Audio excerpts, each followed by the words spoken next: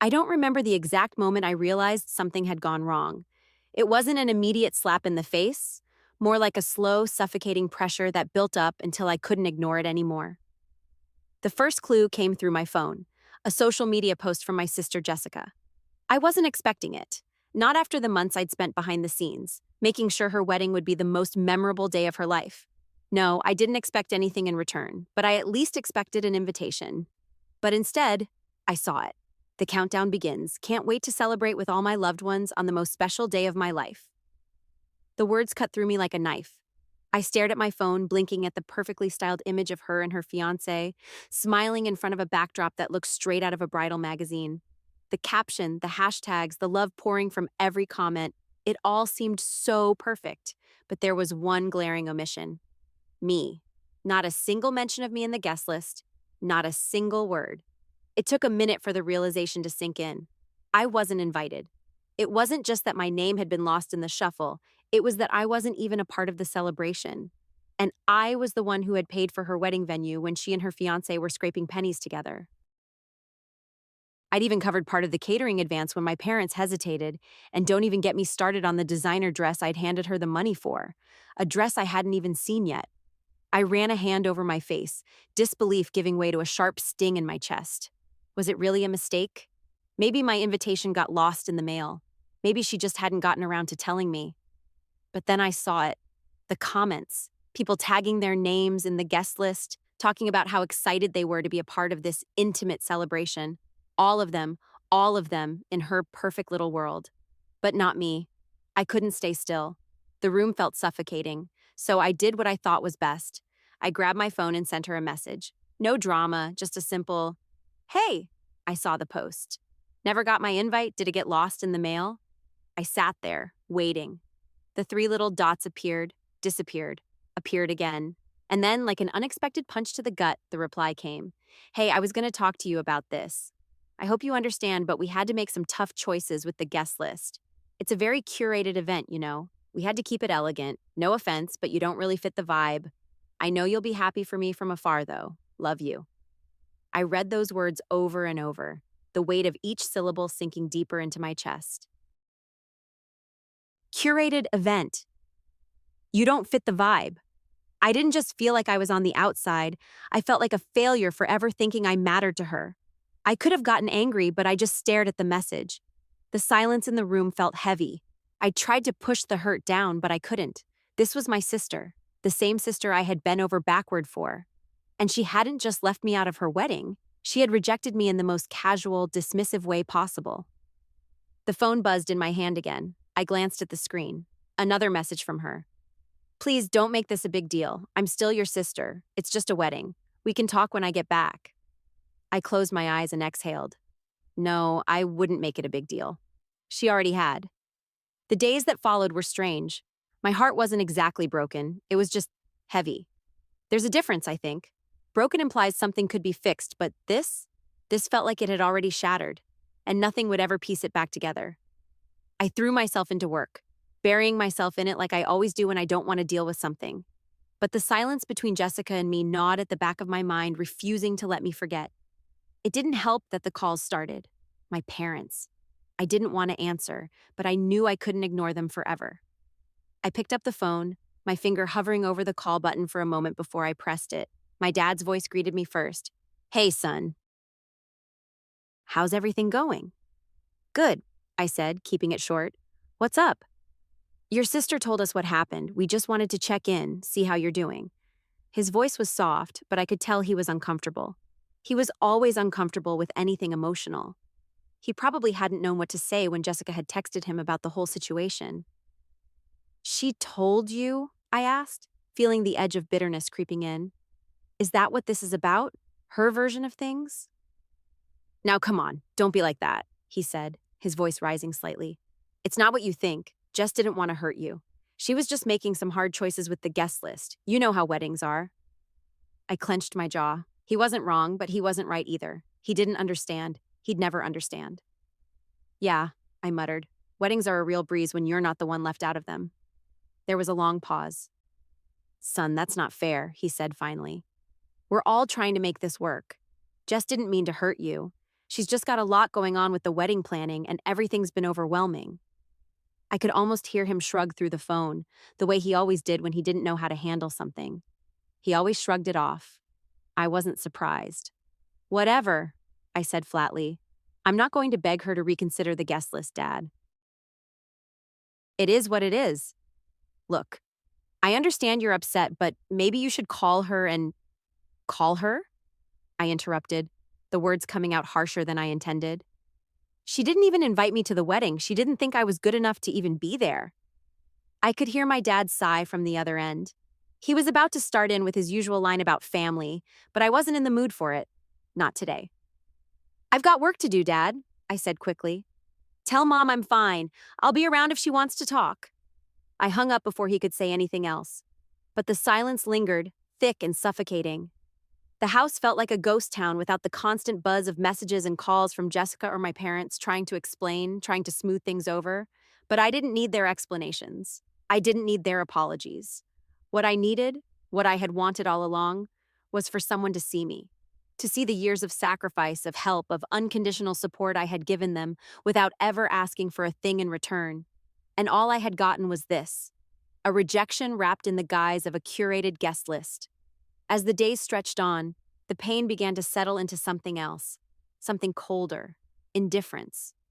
I couldn't pretend anymore that I wasn't just another person in their lives, one who would disappear if they didn't need me, a paycheck with legs, someone to help them get by when they were in a bind, but never someone to really know.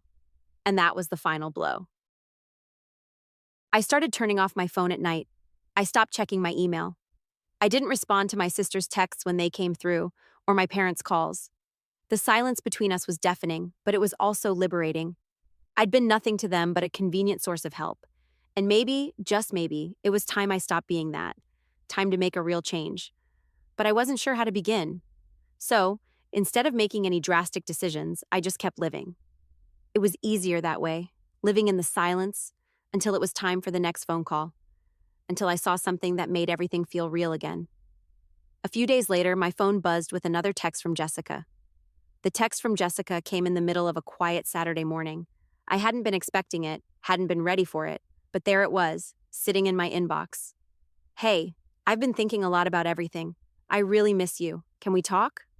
For a split second, I was paralyzed. My thumb hovered over the screen, torn between what I wanted to say and what I should say. I'd been stewing in silence for days, living with the weight of her rejection, and now she was reaching out. I didn't know if I was angry anymore or just tired. Tired of the drama, tired of being the one who always bent over backward to make things work. Tired of being the person everyone turned to when they needed something, but never the one anyone thought to care about. I took a deep breath and sat down at the kitchen table, staring at the screen for a long moment. This was the moment, the one I'd been waiting for. The moment I'd either call it quits completely or try to salvage whatever shred of a relationship I had left with her. I finally tapped out a reply. We can talk, but I'm not doing this over text. Come over. I hit send, then immediately regretted it. Why did I offer an open door? Why couldn't I just leave it at no? But it was done. I pushed my phone away and tried to distract myself with the coffee brewing in the corner. I knew the conversation was inevitable, but I wasn't sure if I was ready for it. Could I really sit there and pretend like everything was fine?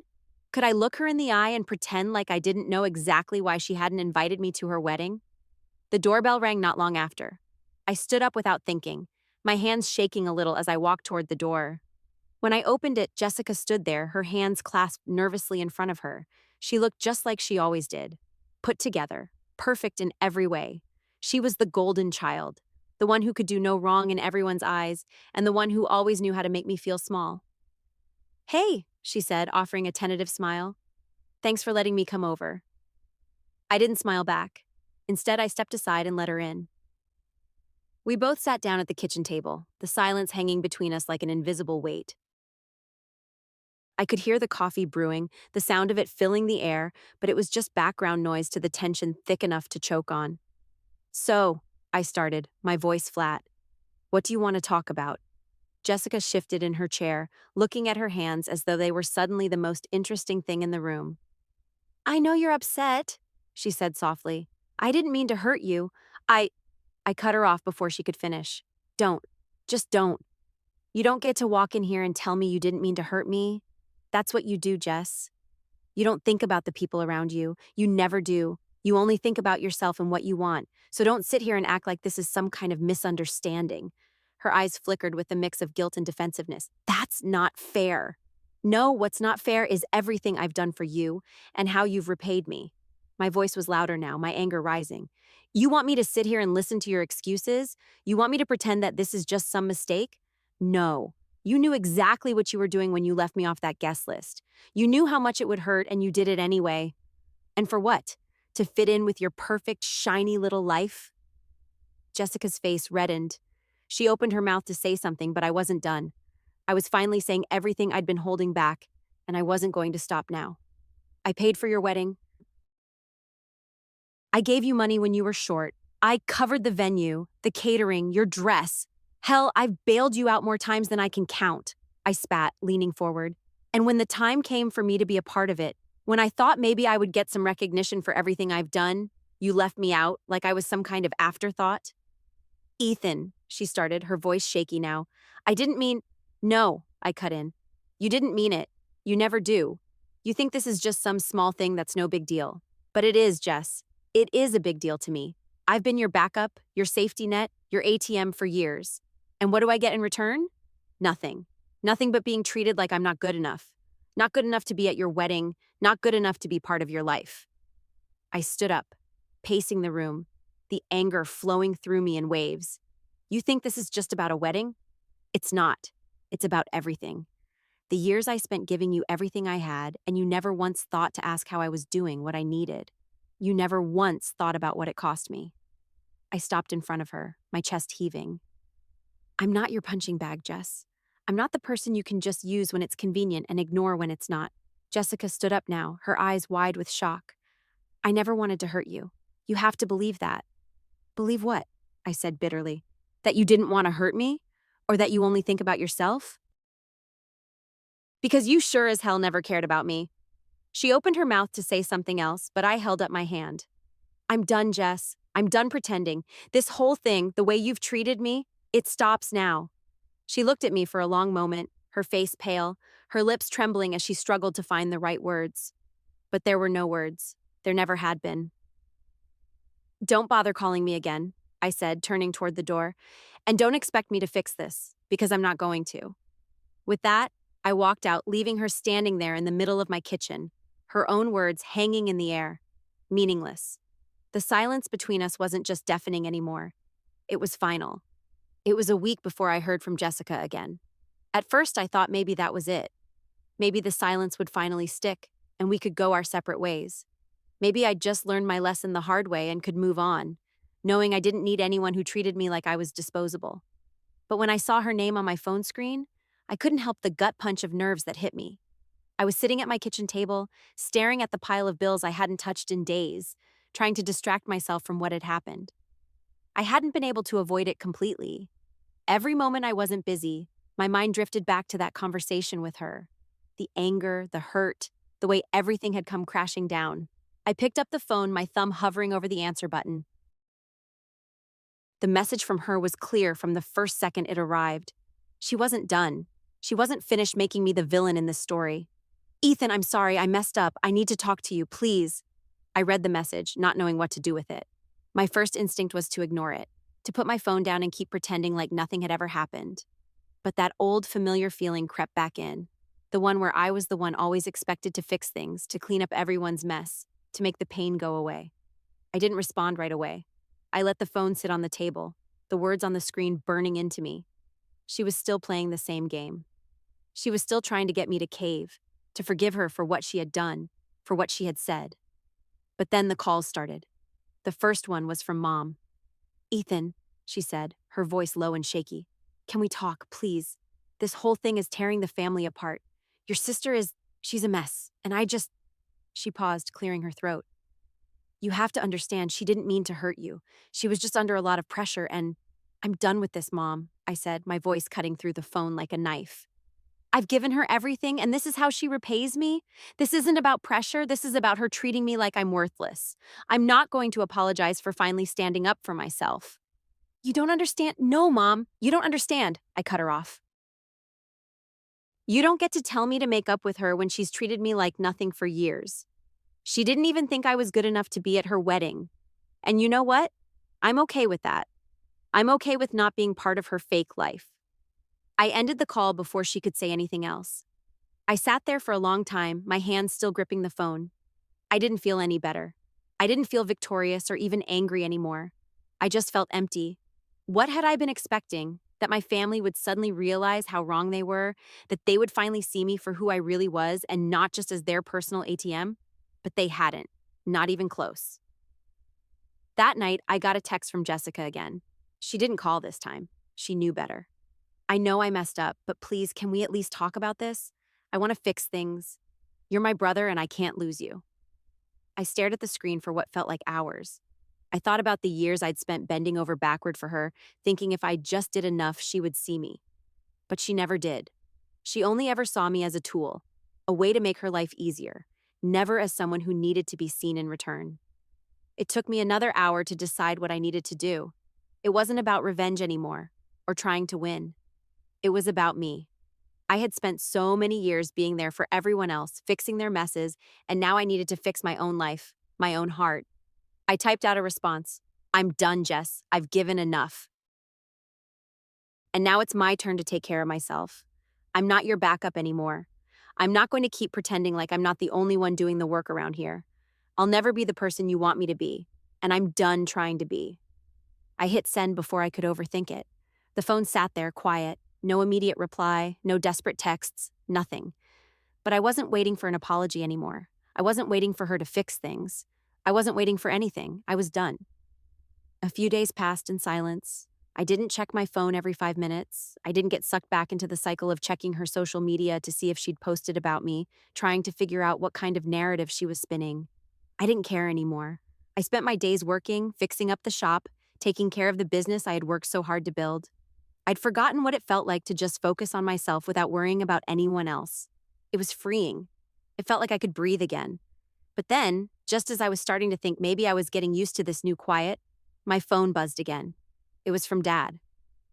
Ethan, I don't know what happened between you and Jessica, but I want you to know I'm still here.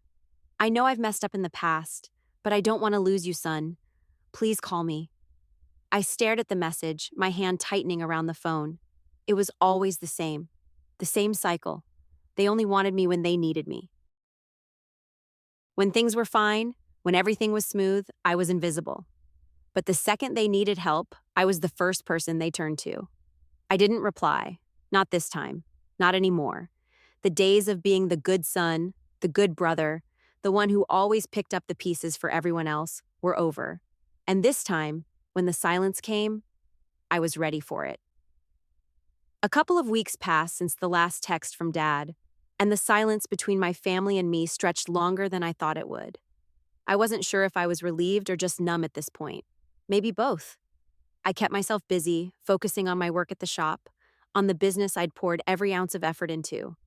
But as the days went by, I couldn't help but think about the hole left by the silence. It wasn't the same as before. This wasn't just absence, it was a gaping void. It wasn't until one evening, after a long day of fixing up a car for a regular customer, that everything came crashing down again. My phone buzzed. I thought it might be a random sales call, but when I looked down, I saw Mom. I stared at her name on the screen, the weight of the decision pressing down on me. Part of me wanted to just ignore it, to keep going with my life the way it had been, without the constant burden of guilt, of trying to fix things that were never really broken in the first place. But the other part, the part of me that still somehow wanted to believe in family, knew I had to pick up. I hit answer and raised the phone to my ear. Ethan, her voice came through, shaky and uncertain. Can we talk? I closed my eyes, letting out a slow breath. What about Mom? Everything's been said already. She paused, taking a breath. I don't know how to fix this. I'm worried. We're all worried. You've cut us off. You haven't been answering any of our calls. I don't know where we went wrong with you. I couldn't even respond to that. The words she said, how they sounded, we're worried, we don't know where we went wrong.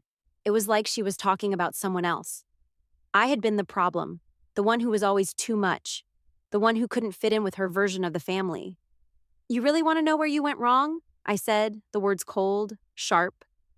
You went wrong when you started thinking it was okay to use me, to treat me like I was just here to fix your problems and throw money at everything while you all stood around doing nothing. There was a long, suffocating silence on the other end of the line. I could feel her bracing for the worst, and I didn't care. Ethan, please, she said softly. You don't understand. We needed you, and we're sorry if we didn't show you how much we appreciated you. I clenched my jaw, feeling the anger, the hurt, everything bubbling up again. You needed me? Or did you just need my money? I couldn't hold back now. You've never seen me, Mom, not once. You don't care about what I do. About what I've done for you. You only ever cared when I was useful. Ethan, she trailed off, almost whispering. I'm not doing this anymore, I said, my voice finally breaking. I couldn't pretend anymore. I'm not your backup. I'm not your ATM.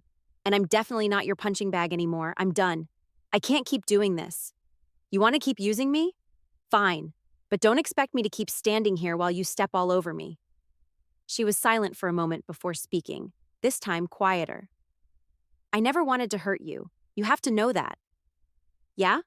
You sure have a funny way of showing it, I muttered. When was the last time you cared enough to ask what I needed? When was the last time anyone in this family really saw me? I'm sorry, she said, her voice cracking. I'm so sorry. And in that moment, it hit me like a ton of bricks. I wasn't angry anymore. I wasn't even sad. I was just exhausted. This wasn't the family I had been trying to save. This wasn't the family I thought I had. Sorry doesn't cut it, Mom. Not this time, I said, swallowing hard.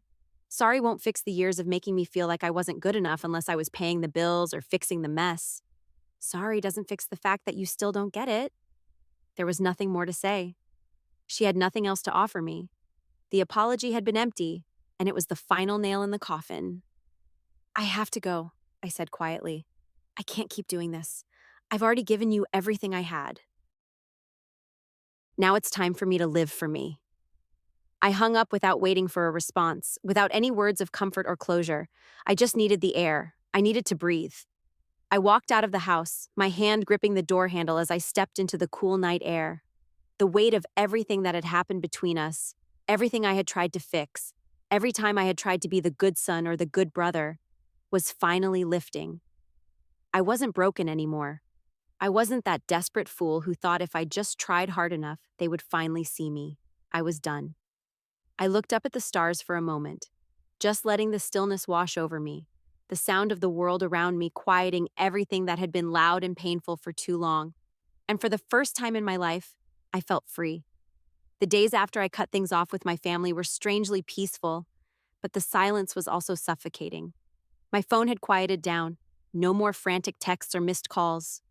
The weight of their expectations of being the one they turned to when things fell apart lifted from my shoulders, but it left an unsettling emptiness in its place. I'd spent years giving everything I had to them, and for the first time, I felt like I was standing on my own. But that peace didn't last forever. It was only a matter of time before the inevitable confrontation came. It came 3 days later. I was working at the shop, elbow deep in grease and metal, when I heard the unmistakable sound of tires crunching on gravel outside. My gut twisted. I knew who it was even before I glanced up from under the hood of a car. Dad. I wiped my hands on a rag, walked out from behind the counter, and stepped into the sunlight. There he was, standing by the front door of the shop, his posture stiff, his face drawn. His truck was parked in front, as always. He didn't even wait for me to say anything. The moment I stepped outside, he just spoke, his voice low and hesitant. Ethan, I need to talk to you.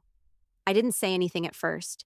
My arms crossed instinctively, a wall I didn't realize I'd put up until that moment.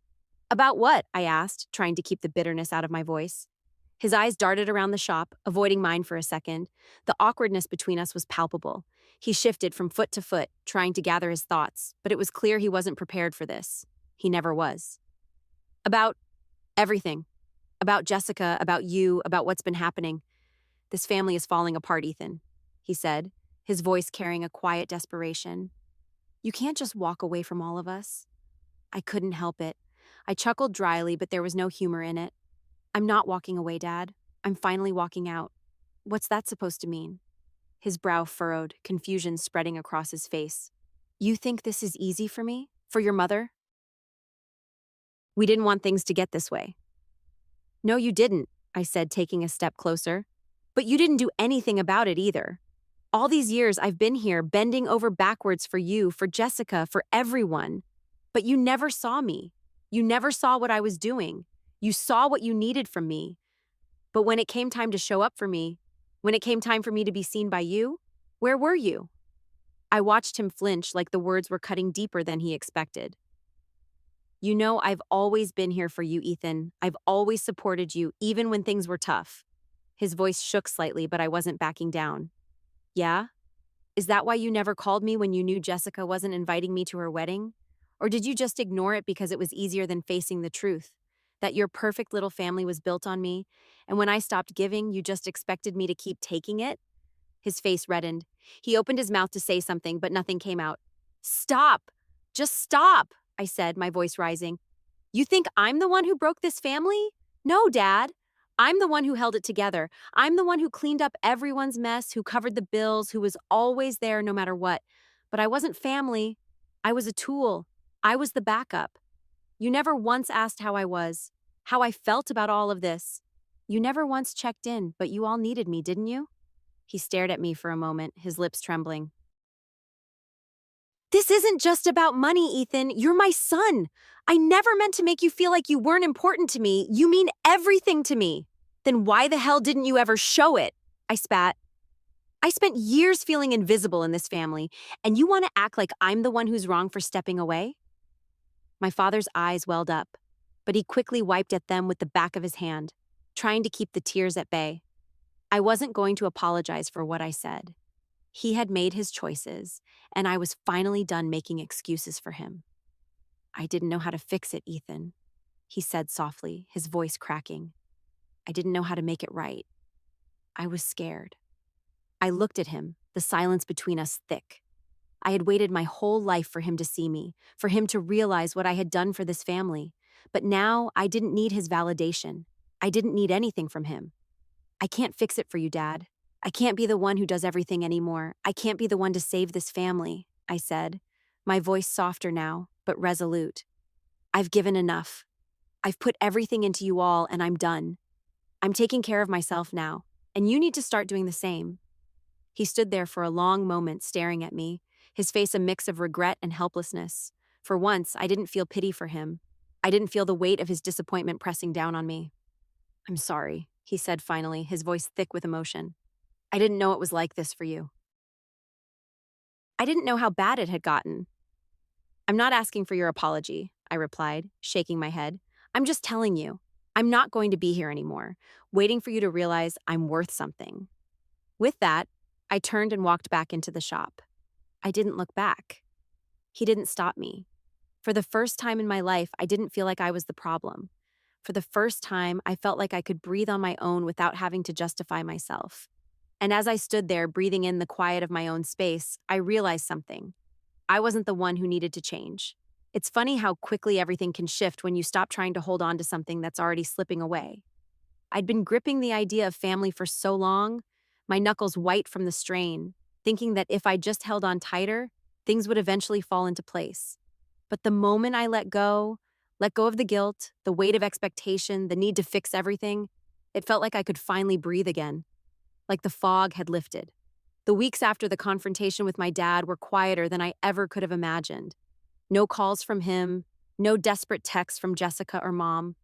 It was as though they had accepted the new distance between us, and it was the strangest peace I'd ever felt.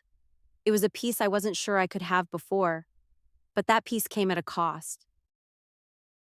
Every time I walked into my shop, the sound of the garage door opening, the scent of oil and metal in the air, it felt like a new chapter. A chapter where I wasn't someone else's emotional crutch, where I wasn't a wallet with legs, always at the ready to fix what was broken in their lives. It felt good. But it didn't mean the pain was gone. It didn't mean that every moment was easy. One morning, after I'd just finished replacing a broken exhaust system on a high-end BMW, I got a call. It wasn't from Jessica or Mom or even Dad. It was from Ryan, my cousin.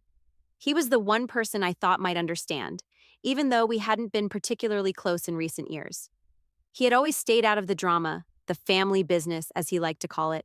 He was just the guy who showed up at holidays, who would give you the nod, the kind of guy who didn't ask for much and didn't make waves. He was the one cousin who didn't look at me like I was a tool to be used. I picked up the phone with some hesitation. "Hey, Ryan?" "Ethan," he said, his voice a little shaky. "I need to talk to you about something." My stomach tightened. The tone of his voice was serious, too serious.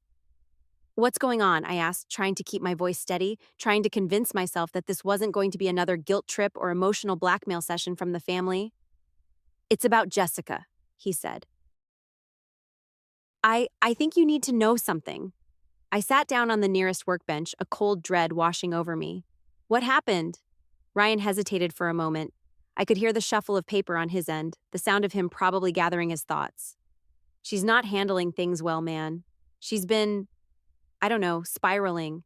She says she's been trying to reach you, that you're just ignoring her, but it's more than that." I stayed silent, waiting for him to continue, the sharp clank of the car jack echoing in the background. She, she's been drinking a lot, and you know how she gets when she's upset. She's pushing everyone away, even mom and dad," he continued. "I'm not trying to drag you back into this mess, Ethan, but I think you should know how bad it's gotten." I sat there, my head spinning with a mix of disbelief and a strange, hollow satisfaction. Part of me, maybe the part that still wanted to fix things, wanted to rush to Jessica, to show up at her door and demand that she stop this self-destructive spiral. But another part of me, the one that had seen this behavior for years, the one that had been there for her when she had no one else, just knew that this wasn't my problem to fix anymore. I rubbed my face, the weight of it all starting to settle on my shoulders again, heavier than I'd expected. "Why are you telling me this?" "Because," Ryan said quietly, his voice thick with emotion, "I know you're done with all of it. I know you've had enough. But I think Jessica still needs you, even if she won't admit it." For a moment, I just stared at the floor. I wasn't sure what to say. I wasn't sure what I needed, much less what Jessica needed.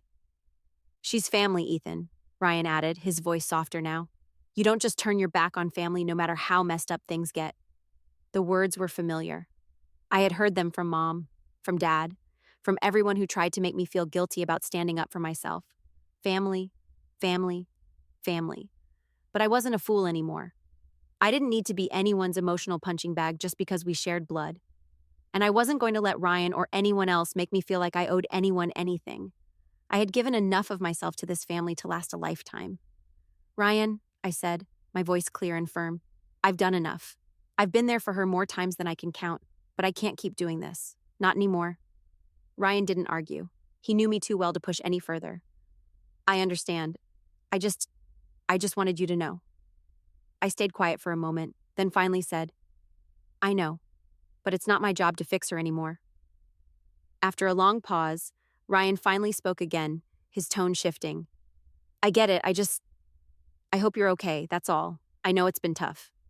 "Yeah," I said, standing up and walking back to the car. "I will be. I'm done trying to hold everything together, you know? I need to figure out what I want for once." We said our goodbyes and I ended the call.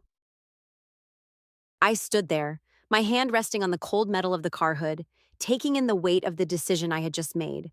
The decision to walk away, to stop being everyone's emergency fund and personal therapist, to stop trying to fit into a family that never really saw me as anything more than a convenience. The phone buzzed again, but this time I didn't pick up. It was Mom. The text read, "Ethan, I'm sorry. Please call me. This is all too much. Your sister is falling apart, and I don't know what to do without you." I read the text, feeling that familiar tug, that old instinct to go running to their rescue.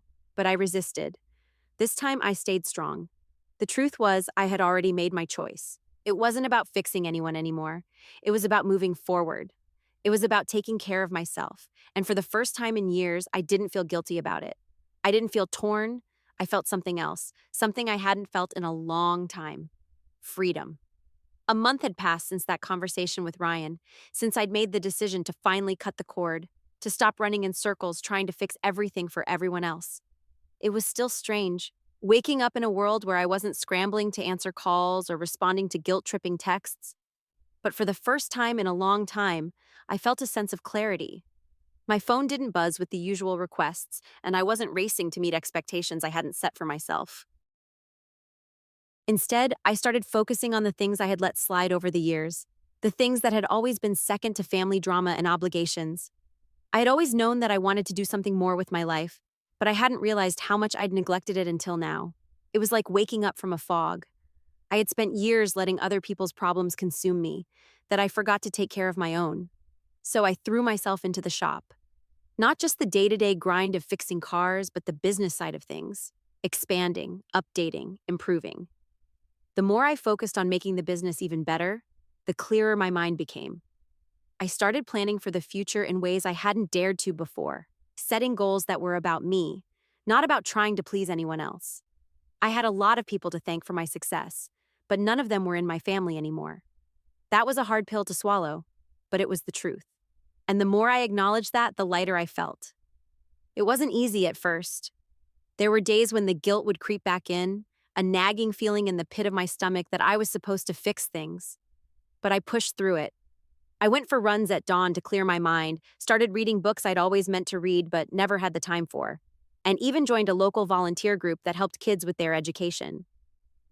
The first time I volunteered, I was helping a teenager named Kyle with his math homework. He was struggling, his grades slipping, and when I sat with him, I realized something. I wasn't just there to help him pass his class. I was there to remind him that he wasn't alone. I had never been given that kind of validation. I'd always been expected to figure things out myself, to be the strong one for everyone else. But here, in this moment, I was giving something different. It wasn't about fixing someone else's mess or throwing money at their problems. It was about offering my time, my support, my presence, and it felt good. A week later, I sat down with a local lawyer who had worked with veterans to get advice on starting a scholarship fund for kids from low-income families. I wasn't sure where the money would come from or how it would take shape, but I felt driven. I was building something that mattered. I couldn't help but think about my grandfather. He had been a huge influence in my life, and his legacy, his service, his dedication, his belief in helping others, was something I wanted to honor. I knew it would take time, but I finally had the energy to focus on something I could be proud of, something that would outlast me. I had spent too many years fighting a losing battle within my family, trying to win their approval and gain their love. But now, I had found my purpose. I wanted to make a difference, not for them, but for me. I threw myself into it. I wasn't just a mechanic anymore. I was someone who could build something that mattered to others. And that meant more than all the empty praise and gratitude I had never gotten from my family. But even as I found my stride, I couldn't help but feel a shift in my relationship with my mother. She had been the first to reach out after I'd made my decision to go silent, and she hadn't stopped trying to contact me. But I wasn't ready to open that door again. I wasn't sure I ever would be. I found an email in my inbox one morning. It was from Mom, sent late the night before. "Ethan, I know this isn't easy for you, and it isn't easy for me either. But I'm still your mother, and I'm sorry for everything I didn't see, for everything I took for granted. I want to try again. Please, let me be a part of your life." I sat there, staring at the email, unsure of what to do. The words were familiar, a mix of regret and love, but they didn't feel like the promises of change that I needed. They felt like another attempt to pull me back into a toxic cycle. I left the email unopened for a few days, debating whether or not to respond. Finally, one evening, I sat down at my kitchen table, the soft hum of the shop in the background as I thought about it. My phone buzzed again, and this time it was from Jessica. The message was short. "I'm sorry, Ethan. I know I've hurt you. I've been trying to reach you, and I want to make it right." I stared at it, the weight of the decision heavy in my chest. It was always going to be the same. She was going to apologize, and I was going to forgive because that's what I had always done. But it didn't feel right anymore. I couldn't go back. I couldn't just give her another chance to make me feel small again. I deleted the message. That was it. For the first time in a long time, I didn't feel like I had to answer to anyone. I was moving forward, creating something real, something of my own. No one else's expectations, no one else's needs. And as I looked out over the workshop, watching the sun dip below the horizon, I realized that this was what I had been fighting for all along. My life, my decisions, my future. This was the life I was going to build. For myself. And it was just beginning. It had been months since I'd made the final decision to walk away from the toxic cycle of family expectations. The quiet that followed was no longer unsettling, nor was it filled with guilt. It was a peaceful kind of quiet, the kind that comes when you realize you've finally chosen your own path, even if that means walking it alone. I found myself visiting my grandfather's grave more frequently these days. There was something grounding about being there, in the quiet serenity of the cemetery, away from the noise of the world. It was as though I could finally hear my thoughts clearly, without the constant drone of guilt or responsibility clouding my mind. I had always thought of my grandfather as a silent guide. He had never demanded anything from me. He had simply been there, showing me what it meant to work hard, to give without expecting anything in return, and to stand tall in the face of adversity. His quiet strength had been the only constant in my life, the only thing I could count on. And now, as I stood there in front of his grave, I could hear his voice in my head, steady and unwavering. "You've done enough for everyone else, son. Now it's time to do something for yourself." The weight of those words, once so heavy, felt lighter now. I had lived my life for everyone else for so long, trying to fix things, trying to be the hero in everyone's story, that I had forgotten to write my own. But now, I was finally doing that. I knelt down beside the grave, my fingers brushing against the cool stone. "I'm sorry I never told you how much you meant to me," I whispered, the words feeling more like a confession than a statement. "But I'm doing it now. I'm learning. I'm learning to live for myself, not for them." It wasn't a perfect piece. It wasn't a fairy tale ending where everything was neatly tied up in a bow, but it was something far better. It was real. I wasn't waiting for anyone to validate me anymore. I wasn't waiting for any family member to tell me I was good enough, or worthy enough, or needed. I was enough as I was. The next morning, I went for a run, something I had started doing a few months back. The early morning air was crisp and fresh, and with each step, I felt a little lighter. I could think clearly again. I wasn't weighed down by the fear of disappointing anyone, or by the constant second guessing I had lived with for so long. I ran through the quiet streets, past familiar shops, past the places I had been to 100 times but had never really seen before. And as I ran, I thought about what I wanted next, what I wanted for myself. I thought about the scholarship fund I was starting, the one I had been planning with that lawyer who specialized in helping military families. I had made some progress on it, but now it was time to push it further. I had already secured the first round of donations, and I was working on securing a venue for the first fundraiser. I had a vision, and for the first time, I felt like it was mine. Not Jessica's wedding, not my parents' approval, not anyone else's expectations. It was mine. That evening, I sat at my desk, sorting through emails, finalizing a few details for the scholarship. My phone buzzed on the table, and I didn't even have to look to know it was a message from my mother. It had been a few months since our last conversation, and even though I had deleted her number, I knew she would find a way to reach out. She always did. I opened the message. "Ethan, I just wanted to say that I've been thinking a lot about everything. I know we've been through some rough times, and I know I've failed you in so many ways. I don't know if you'll ever forgive me, but I need you to know I love you, and I hope one day we can try again. I miss you." I stared at the message for a long time, unsure of how to respond. A part of me still longed for things to go back to the way they used to be, before the fights, before the rejection. But another part of me knew that there was no going back. The truth was, I had moved on. And even though my heart ached for what could have been, I wasn't ready to step back into the chaos. Not yet. I thought about it for a while. What did I really need from her? From any of them? I thought back to everything I had been through, all the years I had spent trying to prove myself, to earn their love and respect. And I realized something important. I didn't need their approval anymore. I typed a reply. "I hear you, Mom, and I'm glad you're thinking about everything. I'm at peace with where I am now. I'm not ready for a reunion, but maybe one day we'll find a way forward. I'm living my life for me now." It wasn't the closure I once thought I'd need. It wasn't a neatly tied up ending, but it was enough. It was real. It was me. The next day, I drove out to the lake. It was early and the sun was just beginning to rise over the water. The air was cool, the sky a soft shade of pink. I sat on the shore, watching the ripples in the water and letting the silence settle in my chest. For the first time in my life, I felt whole. The past no longer held a claim on me. the pain from my family, the expectations, the disappointment, it was all fading. I thought about the future, not the one I had been taught to expect, where I'd always be the one to sacrifice, to fix, to be the backup, but my own future. The one where I could build something meaningful with my own hands, not just for me, but for others who needed a leg up, who needed the chance I never got. And as I sat there watching the sunrise over the still water, I felt something shift inside me. It wasn't just peace, it was freedom. I wasn't alone anymore. I wasn't broken, I was whole. And for the first time in my life, I could finally walk forward on my own terms. And that was enough. The future was mine to create.